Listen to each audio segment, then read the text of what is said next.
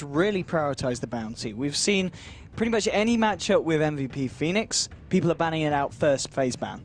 And well, Cloud9, they're going to pick it up first phase here. And well, we've just seen how powerful and how good this hero can be in games where there's going to be a lot of fighting. And you look at a game with Na'Vi, you're expecting a lot of aggression, a lot of early fights, and once you get that 6 and you're getting that track gold, you have to take favorable engagements every time against the team with a bounty hunter. Otherwise, if they're even, Cloud9 are always going to benefit. Straight up though, Na'Vi, they're going to take advantage of the fact that these heroes that are normally banned out aren't this time, and they pick up the SF and the Tusk. I think it's a good way to circumvent the problem of your Shadow Fiend just getting too punished in the middle lane, is by picking him up in conjunction with a hero that is commonly seen as like a deterrent of these squishy, like no escape mid heroes. So Shadow Fiend is a perfect example of that. Lesh is another, but I think that hero's actually been seen less than Shadow Fiend even. Maybe it was only like 1 or 2 games. I think LGD had it. Zhao was playing it as support in the last series when they were playing up against Cloud9, and then I think we saw one yesterday. But now, Na'Vi getting their hands on an incredibly strong pairing, and Tusk is one of those great heroes who can be flexible. Like, he can be support, he can be offlane, doesn't really matter, as long as you have good synergy with the hero. And I was actually having a talk with a friend of mine, actually, between games, and we were discussing Tusk and how we think that one of 2 things needs to happen if you have Tusk. One, you need to have a hero who synergizes with him. So think about what Complexity did when they had Gyrocopter, and they saw that Snowball Gyrocopter combo, as Cloud9 are going to go ahead and take that away from them in this game. Or the Tusk just needs a little bit of farm. One of those 2 things need to happen. If either one is met, like, those are the conditions to where a Tusk can actually do very well in a game. Now the question is, talking about the Tusk combinations, what combinations are you trying to take away from Na'Vi now with these bans from Cloud9? Well, Na'Vi are pretty open-ended in what they want to pick. I still think you want to put a lot of emphasis on protecting the Shadow Fiend. Tusk is one of those heroes that can be a great counter ganker, but you don't typically want to sit him in a lane. You know, he's not like an Earthshaker. He's not like a Dazzle, for example, who you can sit around and, you know, throw out like a heal or 2 and keep your Shadow Fiend in fighting shape. This hero actually wants to try to fight or get some semblance of experience in the early game. I love the Winter Wyvern ban. Obviously, Seneko, one of the best Winter Wyvern players, in my opinion. Like, the guy's spacing is incredible. He's always in perfect position. We saw it at the Dream League LAN Finals, how good he can be on that hero. And I think Dazzle is another hero that we're probably going to be seeing a lot of attention towards in the second ban and pick phase. It's either going to be banned, yeah, or it's just going to be straight up picked. And I think the prevalence of those 2 supports especially is going to be something we're going to continue to see throughout the TI group stages. Yeah, absolutely. The Dazzle Tusk is something that you don't want a team to get their hands off, especially if you've got players like Seneko. We see what he does with a Wyvern. You can imagine it's going to be similar with the Dazzle. His just awareness of what is going on in the team fights is insane. He's going to be able to keep you alive, no problem at all. But Na'Vi here now with their 4th ban, and they're going to take away the Darkseer here, and the Bone 7 Darkseer away from the side of C9. Kind of a standard ban, if you ask me. Darkseer is one of those heroes that everyone plays, you know. It's not tailor-made to, oh, we have to ban it because we're playing against Na'Vi, we have to play it because we're playing against Cloud9. It's like, that hero is something that anyone can field, and I think that he has become more and more prevalent just because of the fact that he can do a lot in 2-1-2 situations. Like, people are not doing defensive tri-lanes as much anymore, and that just means he gets away with so much more. He gets a lot of experience, gets more farm. He can punish your safe lane even harder because you don't have good zoning heroes sometimes. So I think that ban is going to be something else we're going to be seeing a whole heck of a lot of. Now, important to keep in mind, it does leave things like Brood open.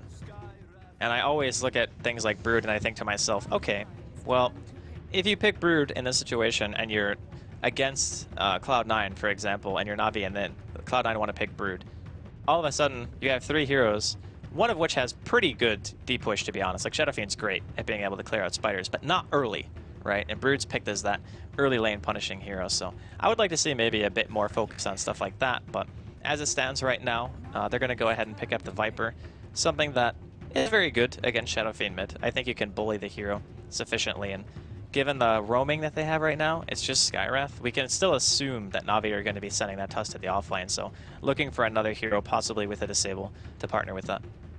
Yeah, absolutely. I've been talking to a few people about the Viper because we've been seeing a lot of Viper so far in this tournament. Teams have certainly been eyeing him up, and for this reason, that he can dominate the lane, he can get that very good mech timing, and if there's pretty much a window that if you get a mech on Viper, it's just pretty much impossible for the other team to fight into. If you get it, yeah, if you get it like anywhere from 9 to, I guess, 11 or 12 minutes is the standard, if you want to call it that. When you hit that timing, suddenly it becomes like you have max corrosive skin, so you have that extra magic damage reduction, and you have mech on top of that, and you're also looking at something like potentially track being online too. Then you're just going to have great chase potential, you're going to be tanky, you're going to be able to siege towers if you want to, and then heroes like Tusk, who typically want to go for the all-in. You're playing up against Gyro Cooldown, you're playing up against Viper, and you're not running away from that engagement. Like, there's just no way, unless for whatever reason you're greatly outnumbered in Cloud9 in that fight. Then in which case you snowball and you get the kill, you maybe are able to get out. But a lot of the time in this game, I think the Tusk is just going to have to be okay with dying whenever he wants to initiate. Okay, Bane is the pickup for Na'Vi. I kind of want to go back to this Skyreth Mage because we don't really see a lot of teams pick up the Skyreth Mage. Right. Why do you feel Na'Vi have done it this time? I do think the combination between Tusk and Skyreth is pretty strong. Because if you count the snowball stun into a punch, you have roughly enough time to land a full Skyreth ulti. So I think the synergy is definitely there between those two heroes in of itself. It can be very good prior to heroes like Gyro, Bounty Hunter, even Viper picking up BKB. It gives you a lot of burst damage. And the other thing too is it's a great zoning hero. So if you are expecting maybe Bounty off lane and you're Na'Vi, you come to lane with like Dust, you get level 1 concussive or something like that, and you can chase very far because Dust is 20% slow. Then you have concussive on top of that. You get a ton of auto attacks, and we haven't seen what safe lane or Na'Vi are going to be throwing together just yet, but I think between Bane and Skyreth, the Bounty Hunter is going to have to move around a bit. I don't think he'll be able to sit in a lane at all. And I mean, Cloud9 could not even be putting him off lane, right? Like, it could still just be a roaming Bounty, and they could pick an off laner later. Yeah, they've definitely got that versatility, and well, kind of they'll pick up the puck. And now, while you're talking about it being a roaming bounty, I think that pretty much secures it, as we can, I guess, expect to see the puck on the offlane in this situation. I think it's a Bone 7 puck. Yeah. I think that's what we're looking to see here. I mean, Fata plays a phenomenal puck too. Yes, so I guess they can switch it around. It can be either one. Who do you want against the SF? That's the question. I think Puck versus SF is a matchup that you just eventually lose. I mean, in the early lane, Puck is probably harder to kill because you can just phase shift the concussive blast that comes out, and then you can just orb away, right? So I think he's actually the harder one to gank, which maybe in that sense, Cloud9 maybe want to put the Viper somewhere else. But it's hard to say. Like, I think either hero, Viper, or Puck in the early waves are probably going to be fine against SF. It's just a matter of the rotations. Like, if Na'Vi start really focusing on mid, which when you pick Shadow Fiend is common, right? Like we saw in the last series too, when QO was playing Shadow Fiend, they wanted to babysit him really hard. They're like, okay, we got to send like 5 heroes mid, kill the Lina on complexity. And that's pretty much how they played the game. So if that's going to be the case, we could see Puck mid. Okay, and we're talking about the Lina. It's going to be the final ban for Cloud9. You know, obviously the synergy that is there with the Bane. I mean, even throwing it in, of course, with the Skyreth Mage, with the boost to the magical damage with the Ancient Seal. They don't want to go against that. Of course, Tusk as well. There's just so many ways that the Lina could have worked in Na'Vi's lineup. But as you're saying, it's going to be interesting to see what they pick for a Vor's hero here. It has this final selection. Time to now. Let's still got a good minute or so to think about it here in the bonus. But what are we looking at for Havors to pick up to go against this Jar? What indeed? I always think about stuff like Lifestealer, but there's no hero to partner with it. Ooh. Okay, Slardar. Okay, well, that's a fun hero. That is not what I was expecting. Like, not even a little bit. But, okay, so here's the thing with Slardar. Against Viper and Gyro and Puck, prior to having BKB, I think it's actually really, really bad. But if you get BKB and Blink, it becomes really, really good. Because here's the problem. If you just have Blink and you initiate, if you don't have the follow-up there to get the kill straight away, you're going to eat Cooldown, you're going to eat Rocket Barrage, you're going to eat Viper Strike, you're going to potentially get coiled. And Slardar takes a lot of damage when you pop Sprint. And most likely you're going to have to use that Sprint to get out. So I think Na'Vi are going to try to control the pace of the early game really hard. And then you're going to be looking at Blink Dagger on Dendi, Blink Dagger on Slardar. We're going to see like Blink BKBs on both these heroes. And they're just going to go for fights. Like, they just want to try to fight non-stop, which it just means that Na'Vi need a little bit of time for Havos to get his core items up. Because if he tries to fight into these types of heroes without having a BKB, think about what the Spirit Breaker and Bloodseeker did for MVP against that one team, against Complexity, who had like tons of disables. It's kind of the same thing for Slardar. But the one difference in that draft was they actually had 2 heroes, whereas Na'Vi only have 1, who's going to be that front line, and he will be buying BKB, assuredly. Like, there's no way he can function in this game without it. So he's probably either going to go Blink BKB or BKB Blink. Just depends. I kind of like what Na'Vi are doing here as well. Obviously, with a game where you've got the SF, you want to have someone like a Cloud9 in one that could be making the plays in the mid and creating space for Dendi on the Shadow Fiend to then transition into this late game monster that's going to rip for a gyrocopter. Yeah, I mean, I'm saying it's not good until a certain point in the game. That's the way that Na'Vi have to look at it, is we need to make sure that Havois gets a really good start. If he gets to that BKB and that Blink Dagger, and you start looking at, like, you know, Assault Kiraz, maybe he goes Deso, maybe he goes Heart, doesn't matter. The fact is, with that minus armor from the amplified damage and the Shadow Fiend, like you mentioned, they'll be able to destroy a Viper or a Gyro, no problem. Like, it's easy. It's just a matter of, can they get to that point?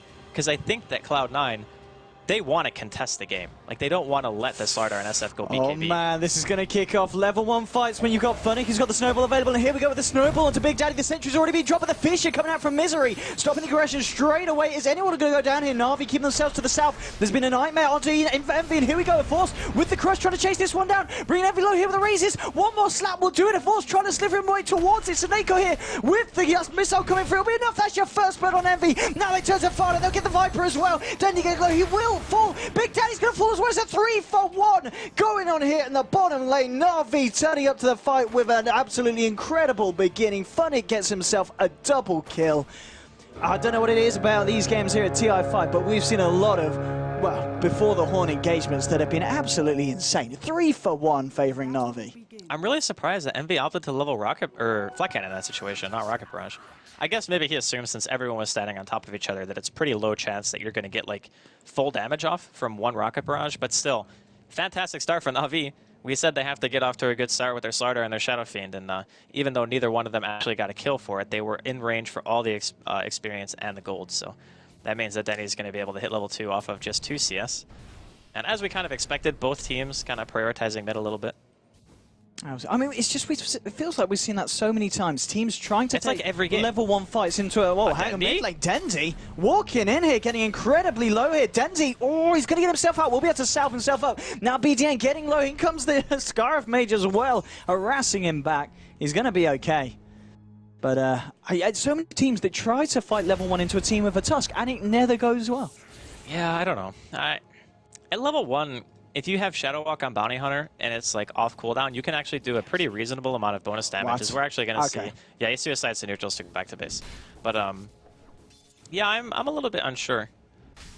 I think that right now, Cloud9's biggest goal is making sure that Denny doesn't get a good start. Like, it's going to be a lot harder to stop the Slardar. But Denny actually moving forward very aggressively here, and he's going to get caught out by a Fisher, and he is certainly dead. That's going to be a kill there for Farta on the Viper, and the Fisher paying off their Earthshaker with the patience to sit there in lane, as we were expecting him to do so. It's what they need to do. They need to try to make sure that at least one support has to sit mid from the side of Na'Vi. Otherwise, this puck is just going to have a nightmare of a time. He is up against Bane. So and look, the sentry wars just going on here in between these two. Soneko with the brains have got to just get rid of that ward there with the Tango.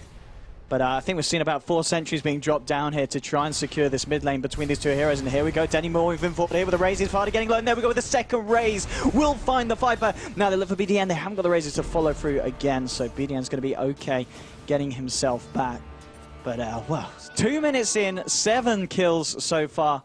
I was expecting this from an RVC9 game. I was expecting a lot of kills too, but I wasn't necessarily expecting Cloud9 to lose 3 heroes in an engagement before the creeps even clashed. I mean, it's hard to say that you expect a team to just go like 5v5 into each other's jungle and then just run in and just go ham. But it seems like we're pretty lucky, Owen. It seems to happen every single time. It really doesn't again. Well, Dandy, he's all right now because they've got the sentry, but now they're going to be able to deward it here, Cloud9. How many sentries have been dropped It's from both got to be teams? at least 6. 3? There's been a hell it's of 3 a lot. each, right? 3 each, or like 3 for one and 2 for another. A lot of money being invested in this mid lane, and at the moment, who's it benefiting? I mean, Dandy's sitting at level 4 in terms of XP fodder. He's only hit level 3, so it is Na'Vi with the edge at the moment. CS-wise, still fairly even, but Dandy's certainly finding the upper hand here in this lane. Bone Savin actually opting to rotate around here with Big Daddy to see if they can find anything towards the mid lane. Big Daddy coming in from the back. Are they going to be able to do anything here? In fact, it's Dendy going forward here looking for Farta. The Fishers come out, so Dendy can't go back to home. Big Daddy notices that Bone 7 wrapping around. Can they actually kill Dendy here? He's got the bottle. I think he's too tanky to do anything about it. Yeah, Dendy's going to be able to walk himself back. And Bone7 returning over to his side of the map, which is, at the end of the day, just kind of wasting time here for Bone7 on the puck, who's still just sitting in level 2. I'm really surprised Danny didn't just turn and raise there, because he would have been able to land a double raise, I think. Maybe he was expecting that the orb from Bone7 would have just straight up killed him if he tried to turn and go for a fight. So playing it a little bit safe. Just going to continue to bottle core here. He'll be level 5 soonish. The one thing Cloud9 did spot, though, is that there is jungle stacking going on. Like, the large camp is being stacked for Dendy. So when he hits like 5 or 7, he can just go clean that up. And this whole time, man, our style has just been zoning in this bottom lane, and there is not really a whole heck of a lot Misery can do about it. He's just trying to get the creep wave back towards his tower by using the fissure to pull the creep equilibrium back. But Havos already got treads. He's sitting at the highest CS in the game. This is a start he needs. And he just slightly ahead of the farm of EE here on the gyrocopter. But for me, it is really these offlaners. You look at Funnick, he's level 5 here on this Tusk. You look at Bone7, he's level 2 on the puck. And he might be in trouble now. I mean, they've got the Nightmare here. Here comes Havos slithering himself in with the crush. Can they get the damage through before Bone7 gets him out? Oh, he might just escape. No! He can't jaunt in time. He's going to go down. That's going to be a kill here for Havos, who's already farming at a pretty insane rate. Thanks to that kill, the lead is going to continue. And at this moment, it just feels like things couldn't be going any better for Na'Vi.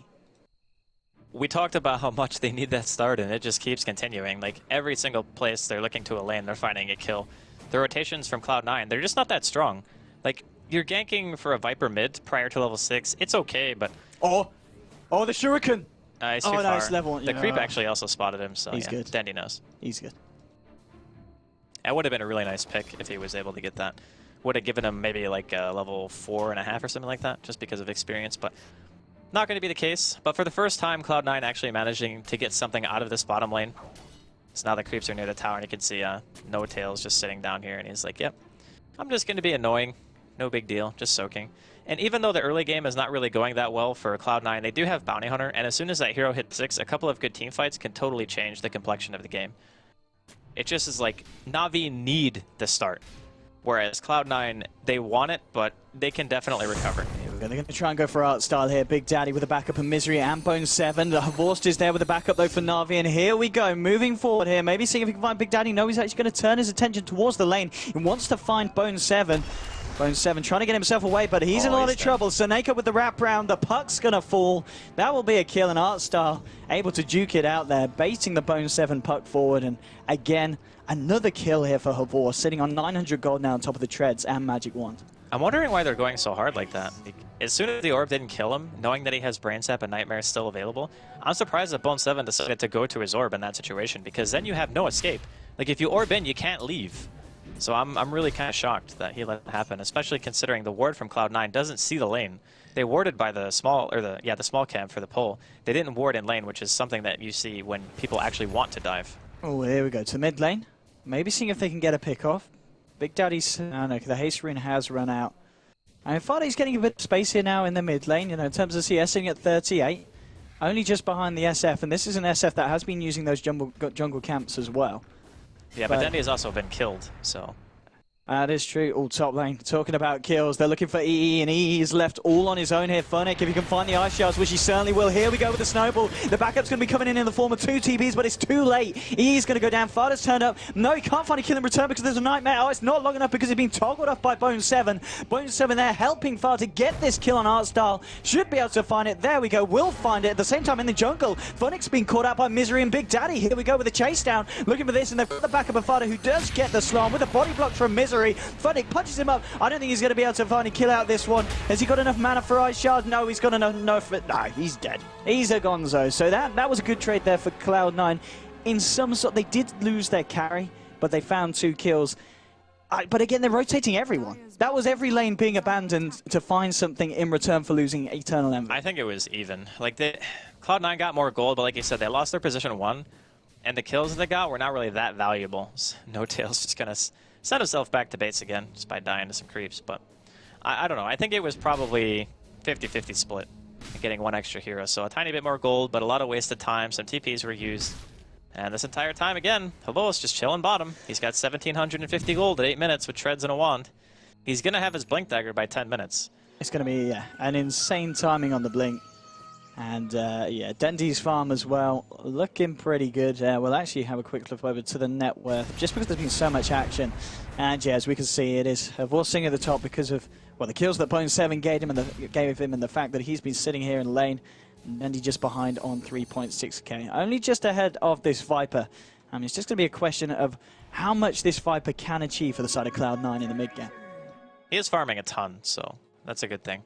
The more that he farms, the easier it is going to be to hit that mech timing. Bone7 needs to be careful. Artstar looking to see if he can set something off in. Bone7 says, I'm out. I'm out. Here we go. TP's all the way back to base. Does not want to stick around in that lane. And top lane, we're also going to see Envy get killed again by... Wait, that was a solo Tusk kill? Tusk might get punished for this one, though. It's fine, though. Like, even if he dies, whatever. He got a solo kill on the carry, and he spent his gold before he died. Wait, could Artstar and Snake find anything off the back of this? That is super hashtag worth. It doesn't look like it. How does he get solo killed? He has Treads Aquila. Like, he should be very tanky. Oh, that's really bizarre. Well, either way, Na'Vi off to definitely a pretty good start here. And Dendy is going for... He's got 900 gold right now. He hasn't actually bought anything, so... He's got 2 branches, which leads me to believe he's going mech. Or you could just finish wand. Like, either build, right? Because you need a branch for the buckler and the headdress, and then you need 2 branches for the wand. So I think it's less likely to be wand, though, because when you already have Aquila, you don't really want wand clogging up your inventory if you're going to be going, like, Blink BKB build, because you already have so many dedicated inventory slots. But we shall see, either way. I think a bit of a switch around in terms of lanes as well. Looks like Envy doesn't want to return to the top. He knows there's not a lot of good things happening here for Cloud9. And Funnick and Artstar smoked up there. Oh, what a sentry. He's just going to be out of range, though. There should be an No, he missed. Miss. Oh, that is unfortunate for the side of Na'Vi, as Big Daddy will be able to get himself out of there. There's coming in backup Havorst here. He's got the blink. They don't expect it. Straight onto Vada. Here we go with the Ice Charge, trapping him in as well. Vada turning around with the Viper Strike, but that's all it's going to be. The Walrus Punch there from Funnick, finishing off the Viper as, well, Blink Dagger used to very good use there to take down the Viper, which at the moment pretty much one of the kind of shining hopes for Cloud9 being shut down. But we also just had a glimpse of how dangerous it can be to initiate like that with Slardar before you have BKB, because you saw how much damage he took, right? Like, he almost died to a Viper Strike and like 3 to 4 tower shots. That's how squishy that hero is when he pops his sprint. So until he gets BKB, he's still going to be feeling a little bit gun-shy, I think, about initiating like that too many more times. But Envy is still able to pressure bottom in the meantime. I wonder if Na'Vi...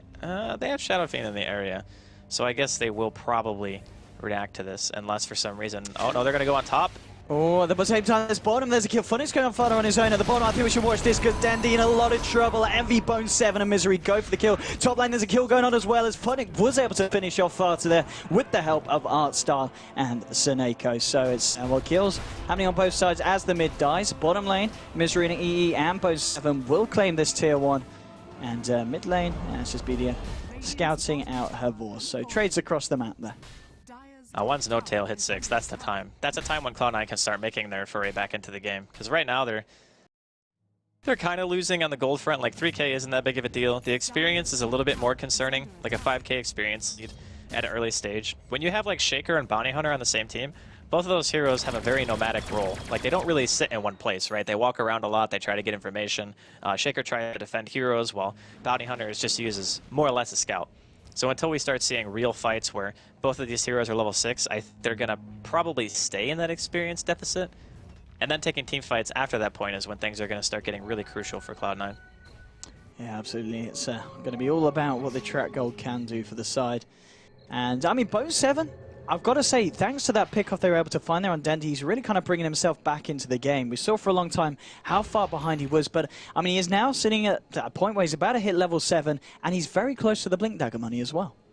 Once he gets Blink, they have a very, not a small window, but they have an okay-sized window to make stuff happen with it, because once Dendy gets that mech done, he might decide that he wants to go straight for the BKB, just to be ultra safe instead of going for the Blink. I just thought Blink because Slardar combination with Blink and Requiem is really strong if you do have BKB available to you. But since he's opted to go mech, it might just be better to go BKB anyway and then save the Blink for one more item into your progression, and then you can just go from there. But Cloud9, they're coming up. Yeah, they got be big. This could be very big indeed here. It's going to be a massive clash between the two sides. The entirety of both teams here on the top lane. Track's being thrown out here by Big Daddy, trying to set the set the tempo here. Are Na'Vi going to fall for it? They're going to stick around here. And the question is, I mean, can Cloud9 really do enough to jump on them? Bone7 still doesn't have the money for his blink, so they don't really have a huge amount of initiation. They don't have mech either. The orb aggressively. Yeah, this could be a questionable fight for Cloud9. Here we go with the flare as well, coming down onto Funnick. It's been a dream call, but it only catches Funnick. The cooldown, it is doing a lot as he moves in. We'll be able to find Funnick. Oh no, Funnick's still alive. Now they'll kill him. There's a Phoenix grip onto Bone7. Havors will be able to finish him off. Havors getting himself out. Is a 2-for-1 so far. Cloud9 did get themselves a track kill, but they do lose Viper and Puck for it. Chasing this one down, I don't think they'll be able to find anything more. They get the tracks out, but Na'Vi are able to get themselves back out behind the tier 1. So what, that was a solo echo on the Slardar there? Something like that? I think he might have just wanted to stop him from going any farther into the team fight. And luckily for Cloud9, they didn't lose too much. Fata just got caught a little bit out of position, and we saw the Skywrath combo with the Tusk for the first time. Like, it was a crush into a snowball into a punch, and you can't really walk away. So even 2.4 seconds for the full duration of the Mystic Flare, you got plenty of time for that to happen. I am really shocked, though, that Slardar, he's fought a Glove of Haste. Like, Havos isn't going BKB. Okay, well, what would you imagine he's going for this? The Armlet? I mean, that's the only thing that comes to mind is Armlet. I mean, he could be going for a Midas, but I think that would be, like, incredibly greedy. I think it's much more likely that he goes Armlet just for the damage output. We will certainly see Bone7 on this bottom lane. 200 gold away from that Blink Dagger. Needs to be careful as well. Seneko is coming in. He's got an Invis rune as well. Oh, if they kill Bone7 at this point, I think Bone7's going to be lucky because they're actually heading back towards Big Daddy No-Tail, who has been scouted out here by Havors. He's got the blink, has 5 seconds. Big Daddy should be alright. Gets himself back over to his side of the map. Still top lane. Funnick and Artstyle applying on the pressure. And here we go. Seneko still with a few seconds off this Invis rune. Okay, he's just going to pop down a sentry here. And won't be able to do anything too much. Mech very nearly finished here for the Viper, which they are certainly going to need if they want to try and fight into the Na'Vi with their completed mech on Dendi. At least it will equalize it, right? Because right now, Na'Vi have the mech, and then if you don't have one and you're trying to fight into a team with it, then you're basically just fighting at a 250 health disadvantage, which is not what you're going to be looking for, especially considering the fact that you're already kind of behind in this game. And maybe that's why Havos decided to just say, you know what, I don't need BKB yet. I'll just go Armlet instead. And I believe he actually has the entire... No, it is Midas. Okay, it is Midas. Okay, super greedy. Super greedy. The other thing, too, is when you buy a Midas like this, you're basically saying, I am very confident in our ability to win fights at this stage in the game. Because a good Midas is when it doesn't really change how you play. It's more like you can do the same things even if you have the Midas, but the Midas actually increases the amount that you can farm to ensure that even if fights, like you might not find a ton of kills, you're still getting some money. Now, if the Midas makes you lose fights, then it's a bad Midas. So if Havos actually needed BKB and he starts going into fights with Midas and dies because he doesn't have like an Ogre Club for the HP, or doesn't have a finished BKB, then the Midas will show to not be that great. But we will find out one way or the other. Some big iron pickups coming out here now. Mech finally finished here on far turn. At the same time, Funnick has got the Blink Dagger complete as well on the Tusk. So they've got another route of initiation. And Cloud9, they're certainly looking to initiate themselves here with a wraparound into their own jungle. Havors has been spotted out, of course, by this wood. They know he's there. And here we go. Bone7 jumping straight forward here. The track's been thrown out as well. Dreamcoast double connect. And MB coming in with a cooldown. Straight into Havors. That's the 1. That's the 2. That is 2 track kills there going the way of Cloud9ers. And this is exactly what you don't want to let happen as Na'Vi up against a team with a bounty hunter. I mean, look at how much, golden experience. 2 kills. 2 heroes. 250 gold. Like, actually, it was more of a swing than that because both heroes lost gold. So in reality, it was like 3k difference. So you remember how I said, like, the gold wasn't really that much of a bother? Oh, they want to go for Funnick here as well. Going forward here, the track's on him. I don't think they're going to go any further for that one. They definitely could have chased that. I mean, they know 2 heroes are dead. And Fata still had Viper Strike and Mech.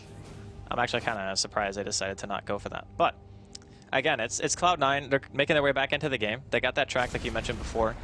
If that continues to happen, then the Midas and the Slardar is just going to end up backfiring, I feel. I'm not entirely sure I'm sold on the pickup, but again, it still can be valid.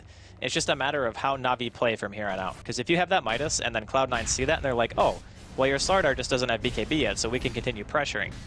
Having a bounty hunter on your team, if you're taking team fights like that and winning, is pretty much like having a Midas. Because every time you kill somebody, you just get the extra gold, right? So, I don't know, it's a little bit risky in my opinion. And here we go again. Cloud9, they're hovering around the river. Big Daddy, is he going to lead the way in? Vorst is going to be able to get himself the rune.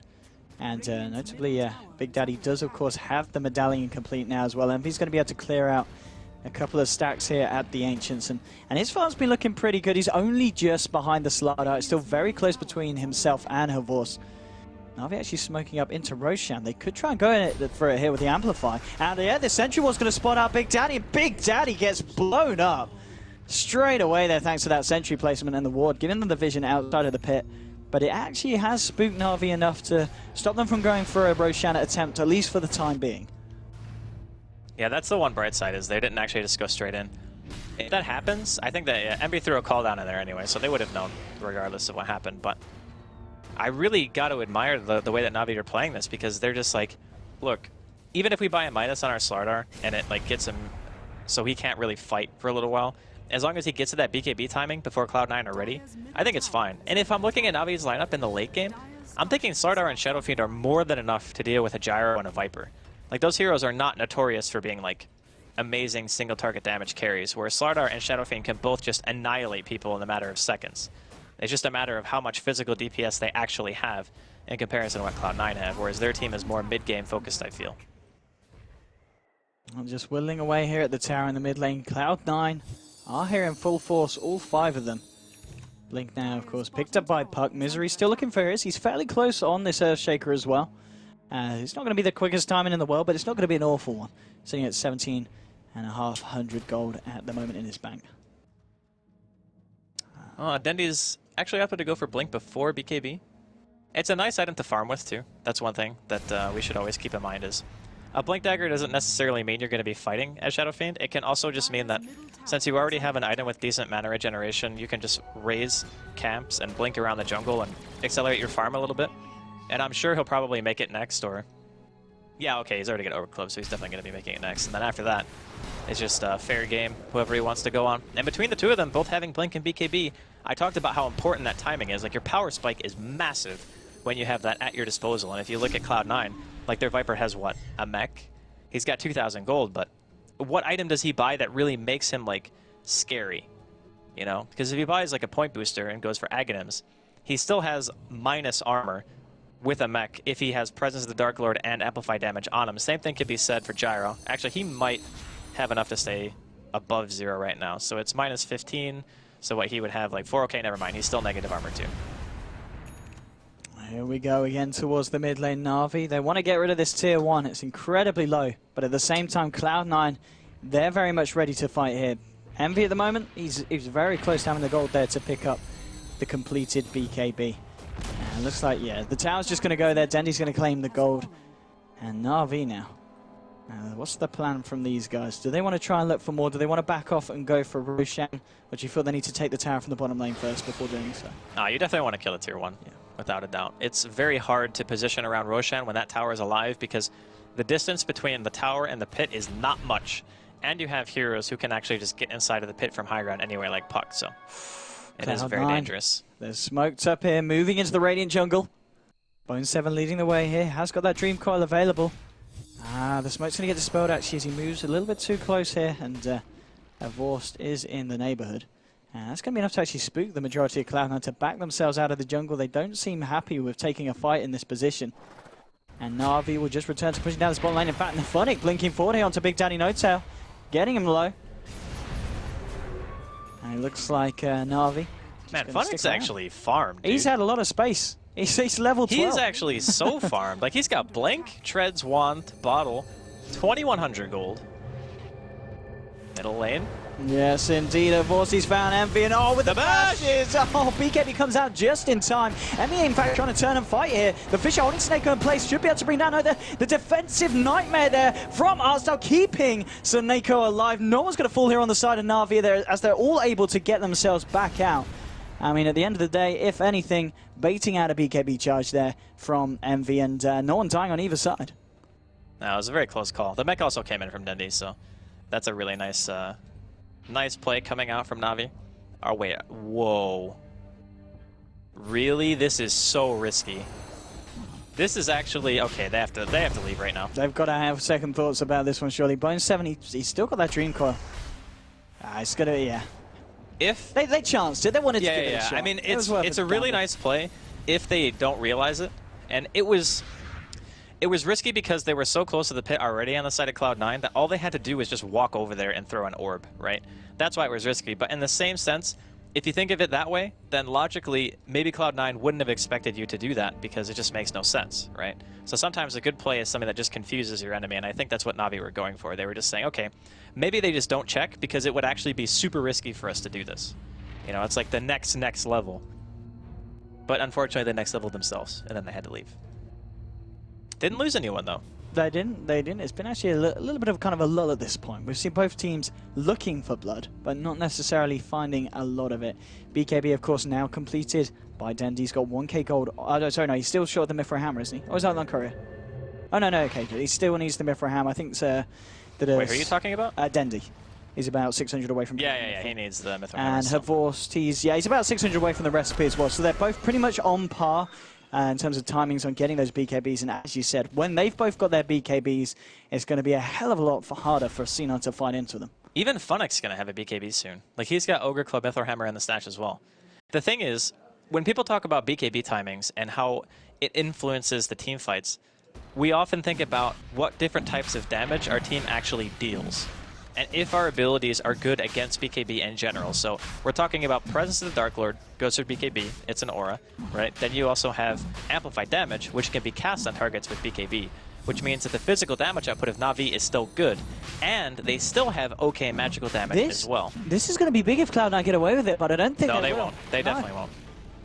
They brought it down to almost a third. But see, now they're in a really rough position because they kind of have to fight this. They do have Blink on Misery, though, so the Echo could come in huge. This is actually a very good choke point. It's just a matter of the BKB timings, and honestly, if anyone from Na'Vi is going to have their BKB ready. Okay, so Dendy has Finally goes in first onto Big Danny, to Havorst, focus in Envy, and here comes the missing player. The BKB has been popped. Dendy going in here with the Requiem and the raises. Double kill for Dendy. Now turning his attention toward Envy. Funny trying to control Fighter, but Envy trying to clean up. Oh, the Echo Sound from Misery. Finds Arstyle as well. It's a 3-for-2 trade here between the side. Dendy TPs himself out, does not want to stick about. And Cloud9 actually enabling themselves to come out on top of the trade. They should be able to finish off Roshan as well, and that was a huge fight for Cloud9. So we are now seeing that the Midas from Havorst is actually backfired in a way. If he had a BKB instead of a Midas for that particular engagement, they would have won the fight. So Havorst goes in, he goes right onto Envy. He forces a BKB out, but then he's left himself no avenue of escape. So he gets stunned, and then he can't run away because he doesn't have BKB. He ends up dying instead of the Slardar just being at full health. Like, he would actually be almost 100% HP if he just had BKB. He died almost to nothing but magical damage. So now, forcing the Roshan, even with Dendy having his own BKB, all he was really able to do during it, like, he got 2 kills, but one of them, I think, was the Bounty Hunter, and then the other kill on top of that, he got a double, but I can't remember who the second hero was that he actually took down. But either way, now the not having BKB thing was an issue, and it also gave Cloud9 Roche. I mean, we'll have a look at the graph now. I'm sure the difference between the teams is it's starting to turn around. Na'Vi with that early lead, but now thanks to that, it is heading back towards the way of Havorst. He's all alone. He's going to look for Bone 7. He is going to find the kill. Now with the bashes on Big Daddy, it doesn't matter though. He does end up losing his life here. That was a double damage gyro, by the way. That was pain. And Havorst just getting caught out of place. A little bit too far out in that bottom lane. The thing with Slardar is, he's very momentum based, right? Like, you need to be able to have BKB, blink in, pop an amp onto somebody, and then they have to run away from you. Otherwise, if you get caught out like that and you get medallioned up and you have like no armor with sprint on and you just get hit by a double damage gyro, you just pop, you know? You need to stay ahead in item progression as this hero. And I think at the end of this game, if Cloud9 end up winning, Havorst is really going to regret the choice that he made deciding to go Midas. Because that Midas, against a team with a Bounty Hunter, it makes the punish so much more painful when you lose a fight. Like, it wasn't just the fact that they'd lost a Roshan fight and the punch. Walks under the sentry. Dendy, Funnick, and Artstyle, the whole gang are there. Yeah, that was pain. That was a quick and easy, sneaky one. Yeah, but I don't want to emphasize it too much more, but I do feel like that was the one thing that let Cloud9 back into the game. Well, we'll see. I mean, knowing Cloud9 and how their games go, I'm sure there's a fair fair bit of content left in this game. I'm sure it's not going to finish anytime soon. Funnick, though, is getting caught out here looking for the TP. Bone 7 drops the Dream Coil, says you're not going anywhere, cancels the TP, and they claim themselves the kill. So yet another kill. But as you know, as the game goes on, you know, if Na'Vi are able to keep themselves confidently still in it, the Midas will pay for itself. Yeah. It's not a matter of like the Midas is bad the whole game. It's just the Midas ended up making it so Havos didn't have BKB at a very important time. And that is, there's no other way to say it. It's just like that hurts you in the end. Because Slardar is so dependent on being able to stay in the fight once he actually gets a stun off and an amp. Because if you go in and you stun, and you amp somebody, and then you have to immediately run away, what have you really done? Like, and you're a position 1 hero, and middle lane, Big Daddy is just going to get killed here. Caught up by Artstyle and Dendy, and they use Fiend Script for that one. But right now, Cloud9 looking to be on the up and up. They secure the tier 1 in the off lane. They did lose their bounty, but that's not really that big of a deal. Oh, here we go. In fact, they want to find a kill as well. They might just get it. Suneko caught out on his own. Part of their blinking forward on this Blink Viper. Quite an interesting build there from the man, but it seems to be working out for him, picking off that kill. Sitting on 2.4k gold now as well. He's certainly finding a fair bit of dollar, and if you look at Jara as well, Envy, he's coming up to 5k. This man is certainly saving up for big bucks. I wonder if he's going to go Butterfly, or if he's going to go MKB. I think Butterfly is so good against this lineup. So the item progression on Gyrocopter typically revolves around going like BKB, and then 1 damage item. But if he gets Butterfly, it's good against both the right-click carries. Always going to get caught. What's going straight for Envy, but Misery with the Echo Slam. They turn this one around, or can they? Dendy gets his BKB off. He's getting low. Tries to find Envy. Will get them both there. Both Misery as well. Envy, of course, has got the Aegis. Will be back for round 2. The rest of Na'Vi getting themselves out of there. So it's essentially Aegis and a Shaker traded for Dendy's life. And I've got to say, all down to Misery's reaction there with that Echo Slam. He was on point. Like, he was 100% ready for that one. If that had not happened, actually, no, they still would have won the fight. But the Echo Slam out of itself pretty much ensured that Dendy was not going to be able to get away, and they almost actually killed Slardar too. So yeah, I think it was pretty much just the BKB he was able to save for Vorst and get himself out that time. Yeah. In the end, I think it's one of those situations where it's still probably better for Na'Vi that happened, because now they're not going to have the Aegis for the fight. Artstyle going in. Here we go. Envy's turning up, and he's got a Butterfly this time. Finds Suneko. Now looking for Artstyle as well. Envy just fighting up against the tower because he doesn't care. Mega kill streak for Envy. Clears up the both of them. He had Nightmare. Oh, he didn't even have the Butterfly. The Butterfly was still on the courier. Hadn't quite got himself out to him. Maybe he was expecting Envy to BKB if he tried a Nightmare. Either way, you still want to make him use the charge, right? Like, there's no reason not to cast Nightmare there. Well, fights going on in a couple of places here. Funnick going in on Envy. We're seeing them look for a Vorst here in the river. We'll watch Funnick versus Envy, because Envy's actually trying to turn this around. Funnick pops the BKB. And her Vorst is actually coming in as well to help. Envy turning this one around here. Looking for the lifesteal here. Certainly finding it. Keeping himself up with the bashes. They're a little bit too much as well. The evasion helping quite a bit. Not enough. Envy's going to go down. Big Daddy does not want to stick around for this one. Misery as well on the side. I mean, Big Daddy, he's eyeing up. He's eyeing this up, but I think he's just going to keep himself nice and hidden. Detection, I haven't got any sentries around in RV, so he's pretty damn safe. As, well, this game, the heat is certainly stepping up 24-18 at the moment. Graph-wise, we've seen it swing around quite a bit. So it's come around to just 1,000 lead, and Dendy, let's get rid of the graph now. Dendy's actually forced to pop the BKB here. Misery and No-Tail scouting him out. And there's actually going to be backup. Dendy blinking forward, wanting to find Misery, but Misery forced himself away. Father's turned up with a completed Manta style. That's a kill for them as they take down the Shadow Fiend. And that's an extra bit of gold there, of course, with the track as well. That was the plays. That was a 1,900 gold difference for 1 kill. 1,900 gold for 1 kill. You got to be careful what you throw away against. Bounty Hunter is not a hero that you can allow yourself to do this against. Like, you absolutely cannot just get picked for no reason. Like, this is why the hero has been seeing bans non-stop in the first few phases, because it just makes you play in a very specific way. Like, you have to make sure that you're taking the fights that you know you can win. You're never getting picked, because every single time you get picked, especially if you're ahead, the swing is massive. And now he's actually got level 2 track, which means the swings are going to be even more severe than they have been. Actually, he might have had it when they killed Dendy. I'm not sure. He has quite a bit of experience into his level. Echo! Echo straight in, but the counter plays there. Artstyle with a Fiend's Grip. Suneko the bait there. They actually had and a it ward. works out. Yeah, his reaction was very good, but I'm pretty sure Artstyle saw him walking in, so. C9 aren't happy with this, though. They want to find Artstyle, and they might just do so. Bone 7 drops the coil straight away. Do they have any detection? Oh my No. god. Oh. Alright, what a player. Ho, ho, ho. Sneaky art style, getting away with it. Very nicely done. Back to base. Cloud9 they're sticking around here though. They don't have the dream card. Bone7 of course just wasting it there unfortunately for himself. And Dendy coming in as well, ready for the defense. Has an Eagle song. And Cloud9 blinking themselves away. They're blink boys. Bone7, out he goes, and so does Fada. And in fact Na'Vi sending all 5 of their heroes down here. So this is pretty much the time for Cloud9 to get themselves out. Now, you don't want to linger around too long. I'm very impressed with Cloud9. They came out of a series against LGD. They had 2 extremely long games. Now they're up against Na'Vi, another fantastic team, and they're not giving it up too much, you know? Like, the early game didn't go that great for them, and then Na'Vi had their BKB timings, and they just abused the fact that, unfortunately for Slardar, he didn't have his ready when they were fighting around Roche. They bring themselves back into the game. Like, their 2 supports were so under-leveled at the start, and now everything seems to kind of be kicking into full gear, and Cloud9 are going to be smoking up here again. Moving into the jungle, but Na'Vi actually moving in the opposite direction. Depends how far Cloud9 decide to wrap around if they can find anything with this smoke. Bone7, he's got that Dream Coil available, back online in 5 seconds. Just going to focus on the Ancients here. No vision at the moment. The only vision that the side of Cloud9 have is this ward. They're going to see Dendy waltz under it now, so maybe they'll head right over. The smoke's going to run out though, and it looks like they won't be able to find anything this time with this rotation.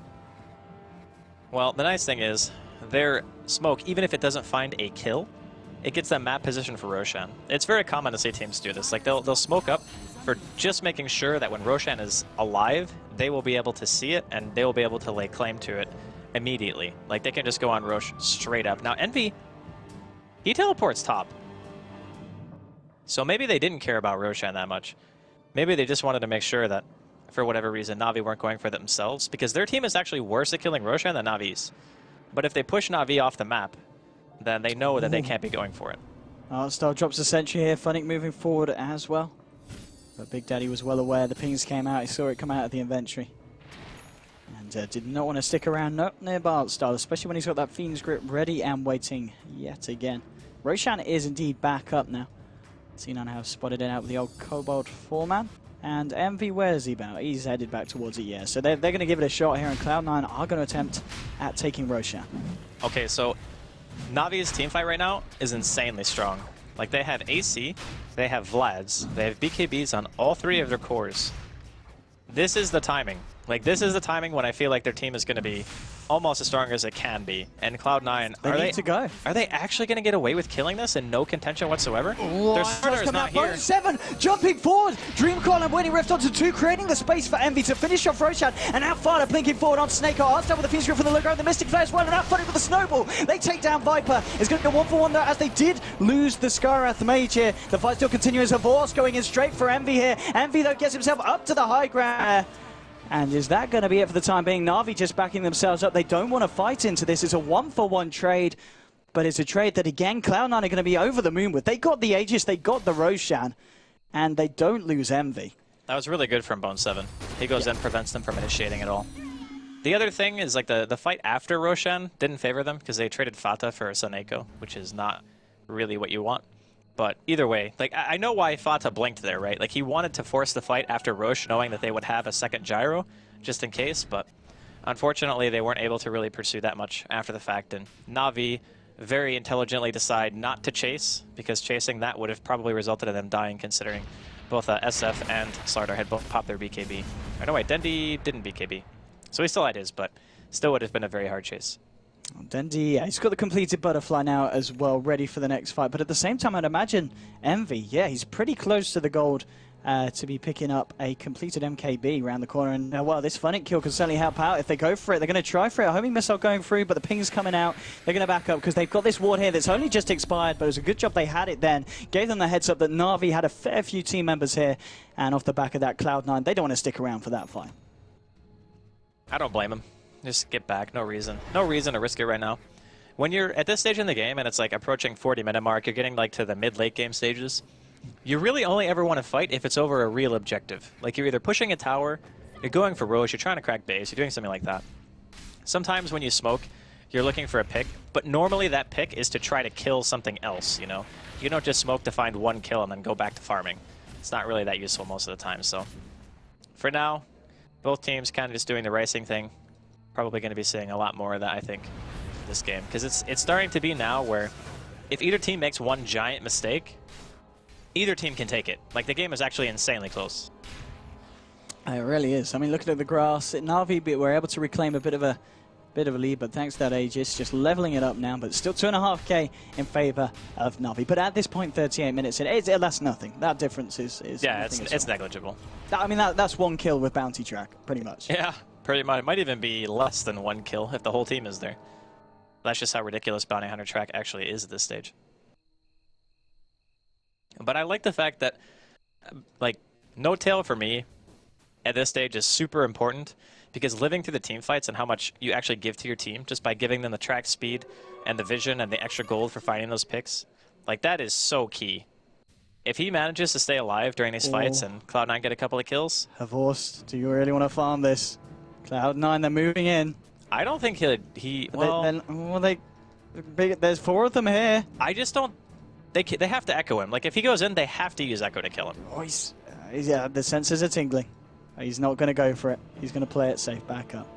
5 members were here. It was the correct play to do so. And Na'Vi, they're going to have to send a bit more up to this top lane if they want to try and formulate a defense here against this Cloud9 push, which, yeah, maybe coming in. A bit of a wrap round from the Big Daddy as well. Get ready to get the tracks out from the backside. Ice Shard being thrown out. And just on the front lines here, taking chips away from this tower. Artstar, he's got a Fiend Script here. Glimmer caped up as well. If you can find a good Fiend Script, the rest of his team could fight very nicely off the back of it. Okay, the tower's going to fall. Big Daddy simply blinks himself away. And Na'Vi unable to find anything on that defense. Well, tower for nothing. I'm sure Cloud9 will be more than happy with that. Pushing into mid now. I'm wondering if Na'Vi want to defend this one. It's a bit easier to defend mid than it is to defend top or bottom, for that matter. But Big Daddy No Tail still doing his scouting thing. Getting vision of everyone, pretty much. It's a very tense game for both teams because all it's going to take is like 1 or 2 big fights, and the game's just going to get blown wide open. It really is, and the 4 of them ready. In fact, the 5 of them still on Cloud9, sticking together into this push, knowing that it's going to be very hard for Na'Vi to stop it, especially outside of the base. They're going to actually pop the fortification for this one.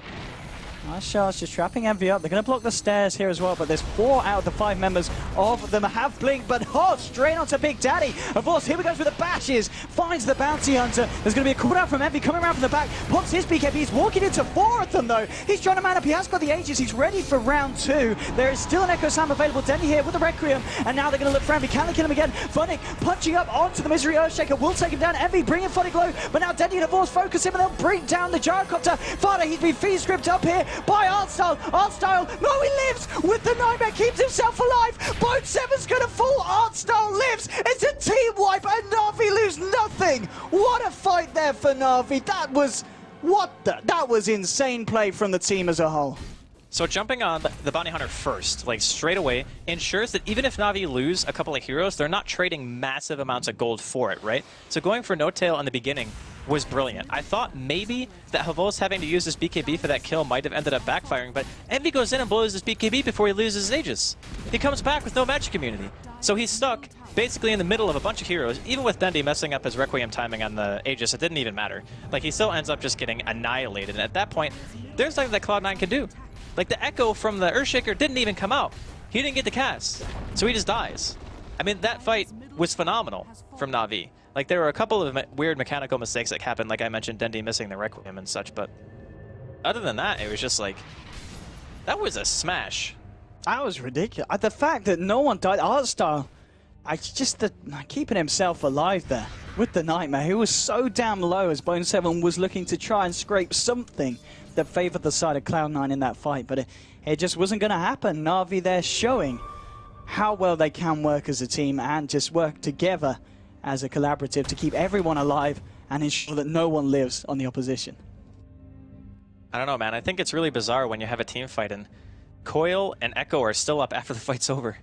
Like, how does that happen? I think Coil wasn't available at the time. No, he did Coil, actually. He did Coil. Oh, he caught him. Yeah, because he caught Bane, for sure. Yeah, that's right. The Echo was certainly available. It just looks like, Misery. I think because the Walrus Punch came in, it did burst him down so quickly. He just didn't have a chance to get it off in that fight. He was caught out. Ooh, that is... Oh, that's 4,400 gold. Oh, let's have a look what was on that. Oh, that was Havor's Reaver and a Heart Recipe. So... That helps. Not ideal. Not ideal for Na'Vi there. By the way, I just want you to look at the gold graph right now. Let's have a look at the gold graph right now. Oh! So that is... Yeah, where's your Bounty Hunter now, eh? That's quite a confident swing there for Na'Vi.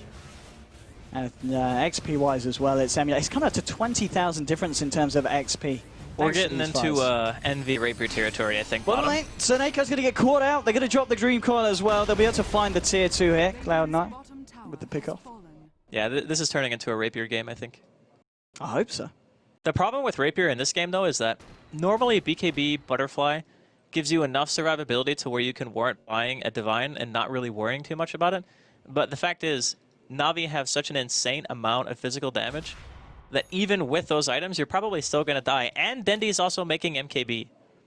So if he has MKB, even a Rapier might not be able to save your game. I mean, that sounds crazy to say, right? Because Gyro is actually one of the best Rapier carriers in Dota, like hands down. Like him and Medusa are probably like top tier. And then you have like Ember as well, which we actually did get a chance to see earlier today. But I'm not really thinking that Envy is ever really going to be able to do enough damage. Like, is he ever going to scale enough? Especially once Havos picks up his heart. Like, he's going to have 3,500 health and 28 armor. Like, how is he going to deal enough damage to kill that hero? Havos is going to be incredibly tanky. I mean, you were talking about the fact that the Midas was risky earlier on, and it didn't pay off through some of the fights. But now it's actually, yeah. It's got to that point where the Midas has allowed him to stay up there at the top of the farm board with the Gyro and the Shadow Fiend, very close between them, and just about 2k between the top and the bottom at the top three in terms of farm. The big thing about this game, again, it comes back to the kind of damage that each team deals. So when you're looking at late game composition, it's very common for people to judge who's going to win based off what types of damage you actually have. Physical damage in the late game is typically seen as very strong, especially carry versus carry, because BKBs don't do anything against it.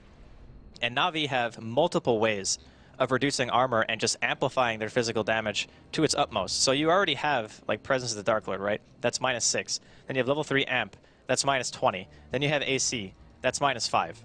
That's 31 armor that you're just taking away. With the Ogre armor that Envy has on right now, like the +8 from the creep that you get when you dominate it, he has 33. So if with all those things applied, which really all you have to do is amp him and have Shadow Fiend standing near him, he has 2 armor. That means you just explode. Like, that's the problem, is they have such a good damage split that in the late game, their heroes just annihilate carries. This is important for C9.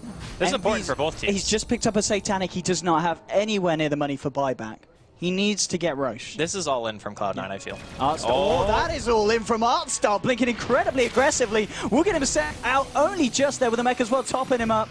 Looks like Artstar will be able to live through this, but he's going to be incredibly low, so they're going to know it's unlikely that he's going to come in and look for a Fiend script. So maybe Envy wants to try and chance this one. There is the Sigil there on the high ground, though. So still a little bit risky for Cloud9 to try and go for this, but they need to at this point. But Na'Vi, I doubt they're going to let them. And can they kill Slardar? Can they actually kill Slardar? That's my question. Here we go, slivering, and oh, actually Bone 7 there, using himself. Will blink out. He's fine. He was probably anticipating a blink. That's most likely why he used himself. He's got Lotus Orb. I believe that's the first Lotus Orb we've seen this TI5. Yeah, it's really nice against Viper actually, because you can just use it on somebody and then he Viper strikes himself, and then suddenly he's like useless in the team fight. And you can also use it for track, so you can reflect track on other people. Well, I guess you can reflect track onto the Bounty Hunter. Which is very nice in itself. Yeah, because then he can't go invis. Here we go, Vorce. Still smoked up here, moving into the pit. Cloud9 themselves. Just hanging around on the high ground still. Vorce just hiding there, waiting for someone to potentially jump into the pit. What's the play here? This is a very important moment in this game for both sides. By the way, Havos can solo this easily. Like, he does not need his team to kill this. Oh my god. Cloud9? Oh my god. They're going to go for the long reach. I don't know if they're going to be fast enough. They're going to go for the long... What? If he keeps getting bashed, they might be able to make it. They need to make some kind of quick movement. They need to head towards the pit. Okay, Na'Vi, they know. They're like moving into the river. They're getting into a better position. I think Saneko might end up dying here, but if they get Roshan, it might be okay. Yeah, they know now. Saneko is trying to potentially reveal, but then they went the long way. They're not. Oh, they're going to get the courier.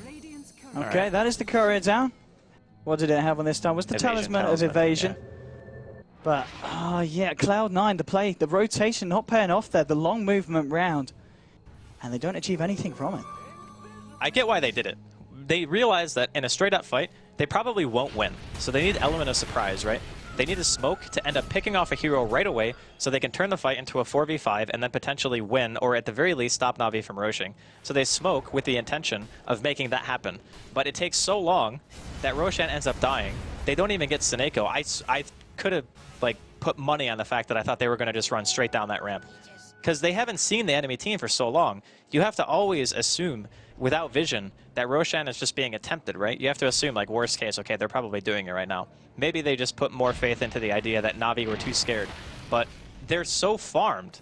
Like, this Slardar is giant. He's got 300 CS as a Slardar. That doesn't sound like a lot, but that hero is not very good at farming. So the fact that Havos has managed to maintain this level of CS is pretty nuts. Well, TP coming in onto this bottom lane. It is going to be Bone 7. Oh, sorry, Eternal Envy on his own. The rest of Na'Vi might look for a wraparound here. They're going to jump forward and they want to go for it. Fiend's Grip onto Envy straight away with the snowball as well. Fighter trying to turn this one around, but it doesn't matter. Envy's already dead. Of course, he does not have buyback. 90 seconds here onto the sideline. And the rest of Cloud9 back to the base. Big Daddy No Tail nopes the hell out of there. And if we look at the buyback, he's got to be short. He's short by 500 gold. He isn't going to have it for 90 seconds. Is he dying too? I think he might be. He's got Blink. He still dies though. Yep, dead. Unfortunately, you cannot disjoint Arcane Bolt. Unfortunately for Nota. Fortunately though for Saneko, he's going to be happy with that one. And here we go. Funny's going ham. He wants to go for it. Avort's going to get thrown up here by the Yules from Bone 7. Bone 7 getting nightmared up. Na'Vi going a little bit ham here. This is pretty much the Na'Vi we know and expect, and we love it. But Artstyle, he's not. He's dead. A little bit of space created here as the rest of Na'Vi go for the racks here in the middle lane. Fortification will come out. Cloud9 still down 2 heroes. Are Na'Vi going to be able to get this one without anything too bad kicking off? It certainly looks like it. They find the range racks, they get the melee racks here as well, but still tier 2 standing in the other 2 lanes. So they are going to have to back off for the time being, so Envy almost certainly will be back for the high ground push in 20 seconds. Yeah. I think the moral of the story is Gyro Viper cannot carry against Shadow Fiend Slardar. Like, not like this. Because the heroes are so good against the supports of Cloud9 with BKB, they just weren't able to really do anything. Like, what is a Bounty Hunter, a Shaker, and a Puck do against a BKB Slardar? Cumulatively, they do nothing. Like, actually nothing. So there was a timing that Cloud9 had to hit in this game prior to those heroes hitting their core items. They just absolutely had to win. But the problem is, again, they had 2 supports that spent the majority of the early game walking around not really able to get a whole lot, right? Like, they emphasized No Tail getting 6 eventually, and then they did the same thing for Misery, but even with Misery having pretty good farm, you're just not really finding that many opportunities to kill. And when these heroes get 10-second BKBs in these team fights, and they're taking Roshan after Roshan, and you're just not able to fight, even though BKBs, yes, they eventually go down to 5 seconds, the advantage that was gained by their item progression on Na'Vi was too big. Like, they just got too much out of their mid game. And I mean, it's 51 minutes in now, so we're translating into the ultra late game. But I also mentioned earlier that I always felt that Na'Vi would have a better late game, unless Misery pulls out some, like, ridiculously good echoes. Ooh, top lane. Trying to blink onto Dandy. Blink spectators time. Oh, Artstyle actually going forward here. I don't think he's going to find anything. Big Daddy knows he's there. This, I mean, they've got backup as well. Misery is around, but I think Cloud9 a little bit wary. They don't want to fight at the wrong time, and Vorst and Denny were indeed right round the corner. So they do just back themselves up here. Na'Vi don't have any fear right now. There's nothing that they're scared of anymore. And Havos, he finally gets rid of his Midas. He's got enough to buy an MKB. He can also just buy a Rapier if he wants to. Just go full YOLO. I honestly don't think they can kill him. Like, he's actually just so damn tanky. Here we go. They're going to be able to find this final tier 2 from the map side of Cloud9. And they're ready to go base. They're ready to try and force another set of racks. Cloud9 at the moment, all down here at the moment. They do have TPs. This Viper split push, though. He's trying so hard, but Viper is just not that good of a rat hero. And here we go. What can they do to stop this? Well, Misery's going to pop down the Fissure. Snake with the Mystic Flare a little bit off the mark as Misery able to get himself out of there. Havorst trapped up. Can they kill Havorst? No, Havorst pots the BKB. He's got a hell of a lot of HP and armor to get through. And that's actually funny with this very ballsy snowball going straight in. He's going to be fine though. He's got a Shadow Blade. Waltzes himself back out. Dream Cold controlling Havorst and Artstyle. And now Envy moving in with the cooldown. Will catch onto Havorst. Can they chase this down? It doesn't look like they want it. Yes, Farta blinking forward. He wants to go for more onto Havorst. They're trying to find it. Funny throwing the Ice Shrouds back, trying to block off the side of Cloud9. Cloud9 continue to chase. Yule Scepter with the Lotus Orb. He uses himself as well. Now with the Fish from downtown, Misery getting to Echo Slam onto Artstyle. They've found our force. Artstyle's still alive now. Funnick at the snowball. He's going to try to do what he can, but I think he's dead anyway. Artstyle falls. Funnick, he's able to blink himself out of the drill, but they've got the track. They see him. They know he is. There's no hiding. Funnick goes down as well. Cloud9 find 3 heroes, and they do defend the base. That is the fight that Cloud9 needs to keep themselves in this game. I'm amazed that they actually managed to win a fight. I mean, that fight was pretty much 100% Misery, right? Look at the gold swing. He gets that fissure, he blocks Havosin, forces him to pop his BKB to run away. We talked about last game how you don't really ever want a BKB if you have to run with it. You want a BKB and go ham, you know? So the fact that he had to do that already means that Na'Vi are kind of on the back foot a little bit. They still have a good item progression, so they can still fight it, right? But then, when he's running away, he gets Yules into another amazingly placed fissure by Misery, and then all of a sudden they're split up from the rest of the team, and then that ends up just being that he goes down, he gets an Echo that pretty much annihilates Artstyle, and then he gets killed by Fata with his ultimate, and then after that it's just fight's over. Like, he can't do anything. I'm off the back of that. This side, Cloud9 are looking very, very strong, and they could very well try and take a set of racks themselves here. Buybacks are available for Havorst, but he's back in 20 seconds anyway, probably not wanting to expend it. They might just let this set of racks go. It's not worth buying back for 1 racks at this point. It's too valuable to have the buyback. Cloud9, they're going to clear out after that one. How does this always happen with Cloud9 games? This is classic Cloud9. They find the opportunities that you just don't expect them to come out on top of, and then they come out on top. And then vice versa. In times you expect them to succeed, they sometimes fail. But this time seems to be the opposite. Cloud9 ready to try and turn this one around. I don't know if the grass totally ticked in yet. It's starting to do so, but we are certainly seeing that swing bring the difference back down into a reasonable area between the two teams that Cloud9 can still very well recover from. Well, let's assume, for the sake of argument, that it's going to be a rapier. Yeah, I really hope it is, because it would be fun. And just think about how hard it was for Cloud9 to kill Havost, even with the way that they chased him down. Like, it took him forever. They basically chased him, like, halfway across the damn map.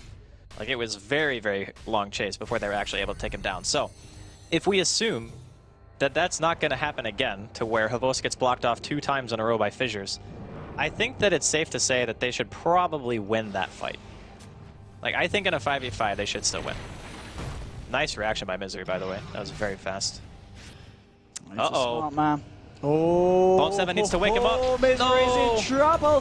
He's going to be focused on by the entirety of Na'Vi. They'll bring him down. And actually, well, Seneca's looking for more. Blinks very aggressively forward. Now Fata blinks onto him. Buyback here from Misery. He wants to try and help out the team here. The Crush catching out EE. Here's the Mystic Flare as well. Envy getting blown up, but he pops the BKB. And the lifesteal brings himself back up. There's a freeze grip onto Fata, holding him in place. Envy getting low, but he's able to find the kills.